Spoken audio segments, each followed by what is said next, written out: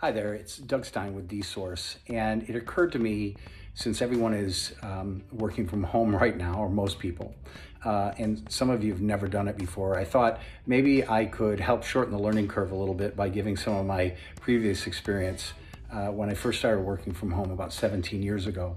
Now, prior to that, I had worked in the restaurant and nightclub business for like 30 years, and so to work in a basement office for the first time in my life was traumatic for me. And I don't know why I remember the length of time, but I feel like it took me about 7 months before I figured out the routine and how to be productive and really starting to enjoy it. And now, shortly after that, we moved into offices and never really went back to working from home again until now. And what I was thinking is that I learned a lot during that time, and I thought maybe I could help shorten the learning curve with you folks, because I know a lot of us are working from home right now. So I thought I'd share some of my tips and tricks. Okay, I'll give you my number one tip.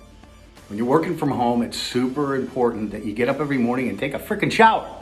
So what's really easy is you get up in the morning, you check your emails, you walk out to your office, home desk, you sit down, you start working. Next thing you know, you blink, boom, 3 o'clock, you're stinking, you're still in your robe, you're still in your pajamas, even worse, don't want to talk about it. Anyway, get in there, take a shower in the morning, brush your teeth, trim your beard, do all that stuff. Hygiene, super important. All right, big tip. So when you're working at home, you have a tendency, you're like 4 feet from the refrigerator, so you have a tendency to eat a lot more than you would if you're at the office.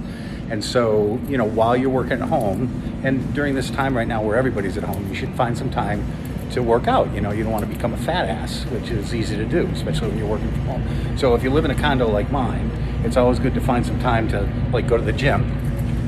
Oh, unless you can. All right, well, I have a solution for that. I'll talk about it in a minute. One thing you can do every day to get a little bit of exercise in between working is go to your local grocery store and see if you can find, I don't know, toilet paper, paper towels, anything like that. Kind of like a scavenger hunt.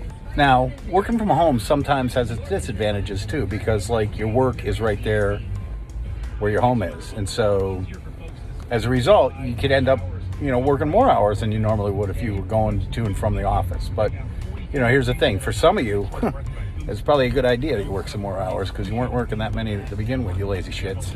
But for others, it can kind of consume your life and you never end up getting off your office chair. And that's not a good thing either. So, double-edged sword. Here's another important tip. For God's sakes, stay off Amazon.